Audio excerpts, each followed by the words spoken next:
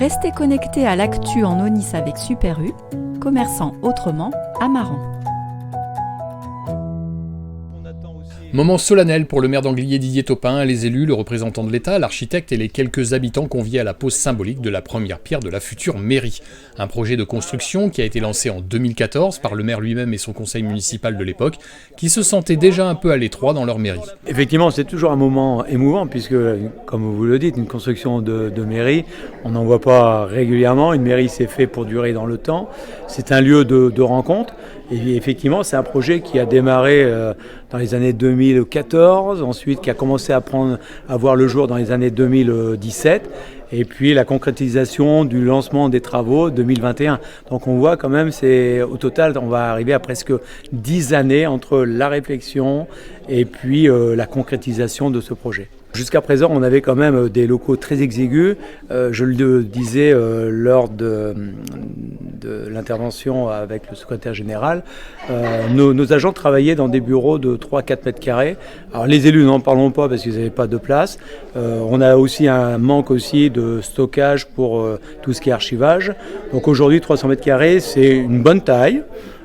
J'ai même peur que demain soit encore trop petit, mais c'est une très bonne taille. Depuis 2001, tout ce qu'on a fait, on s'est projeté sur 20 ans, 30 ans, et c'est vrai qu'on aurait pu penser, comme cette médiathèque, qu'elle était peut-être surdimensionnée.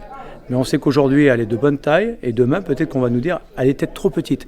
Et la mairie, c'est pareil. Aujourd'hui, on a un nombre d'agents. Certainement que la population va encore augmenter. On risque d'avoir d'autres besoins. Les élus auront des besoins aussi. Et j'espère qu'elle ne sera pas trop petite. Mais c'est vrai que quand on fait un équipement de ce style, un équipement structurant pour notre petit territoire communal, on se doit de réfléchir à, je dirais même 40 années, puisqu'on ne fait pas ça pour 10 ans, mais on fait au moins un équipement pour 40-50 ans, puisqu'il y a un coût derrière aussi à amortir. Il aura donc fallu attendre près de 7 ans et quelques 800 000 € de budget pour qu'enfin l'architecte Philippe Cointet puisse débuter les travaux dans un contexte sanitaire particulier, sans oublier bien entendu la symbolique du lieu. Donc on a travaillé à la fois sur ce maintien de l'ancienne mairie, qui était la mairie d'origine, juste le petit pavillon qu'on va réhabiliter.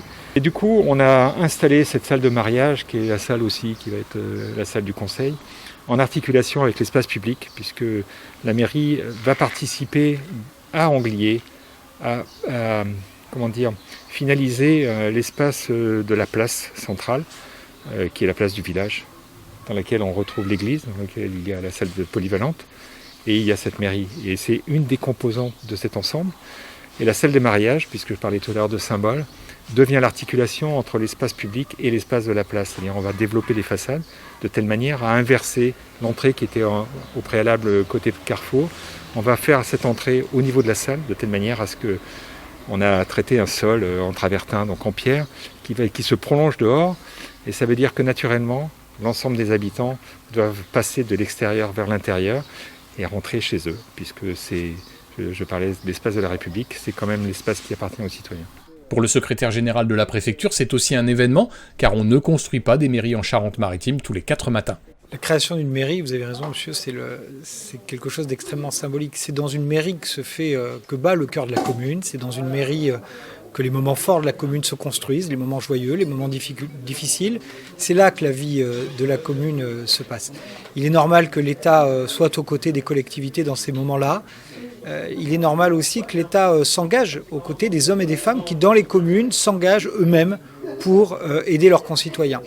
À Anglier, l'État a massivement investi dans le projet puisqu'il a engagé 75% des travaux, des crédits pour la construction de cette mairie. Cette mairie est financée à hauteur de 75% par le budget de l'État, par des subventions qui viennent de l'État. C'est un moment de joie pour le sous-préfet, c'est un moment de joie pour le représentant de l'État parce qu'il est là finalement au cœur de la vie de la commune, il est là au cœur de la vie de nos concitoyens et puis il est là pour dire aux élus toute sa reconnaissance, toute sa gratitude. Les élus, le maire, les adjoints, les conseillers municipaux, ils sont là tous les jours au quotidien bénévolement pour leurs concitoyens et c'est aussi un moment de reconnaissance que je voulais leur témoigner par ma présence.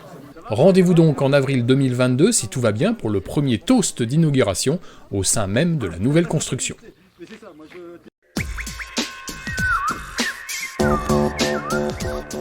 Merci.